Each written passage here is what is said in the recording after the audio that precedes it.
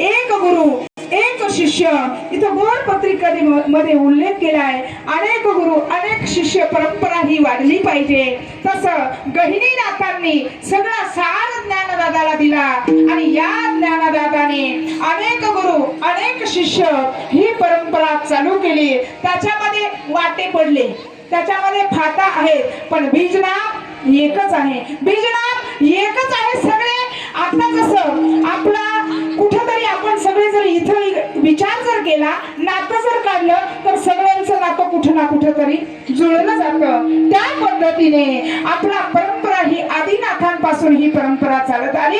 पण आदिनाथांपासून चालत आलेली ही परंपरा याला पुढे फाटा फोडला माझ्या ज्ञानोबरांनी. शके बाराचे बारोत्तरे टीका केली ज्ञानेश्वरे.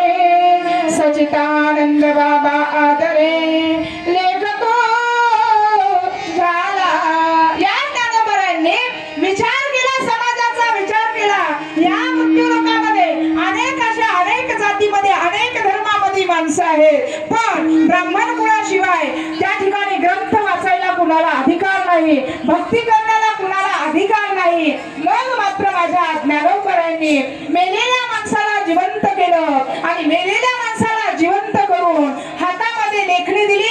पहिलं ट्रान्सलेशन करणारा, मराठी संवाद साधणारा पहिला लेखक झाला ज्ञानोबराय. वयाच्या 16 वर्षामध्ये ज्ञानेश्वरी सारखा महान ग्रंथ तुमच्या माझ्यासाठी लिहून ठेवलाय. सर्वसाधारणना दिला हरिपाठ. सर्वसाधारण माणसांना, ज्यांना वेदाची भाषा कळत नाही, त्यांना शास्त्र कळत नाही, त्यांच्यासाठी हरिपाठ दिला.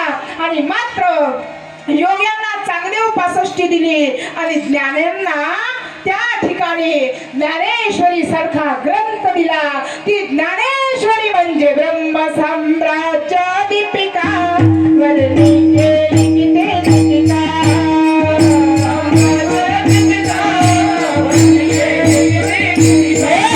ब्रह्मसाम्राज्य दीपिका वर्णिये लिखिते लिखिता.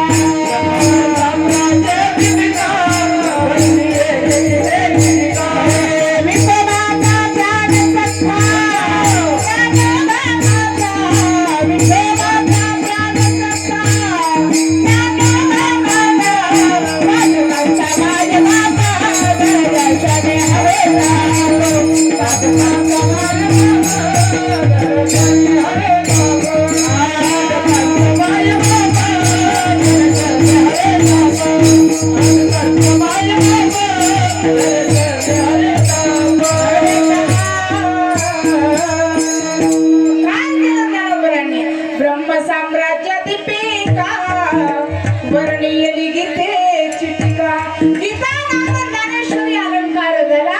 या गीतेचं ट्रान्सलेशन ज्ञानोबरांनी केलं. ज्ञानोबरांनी हा अधिकार तुम्हा मला सर्वसामान्यांना हा अधिकार प्राप्त करून दिला. कशासाठी? बुडते हे जन न देखावे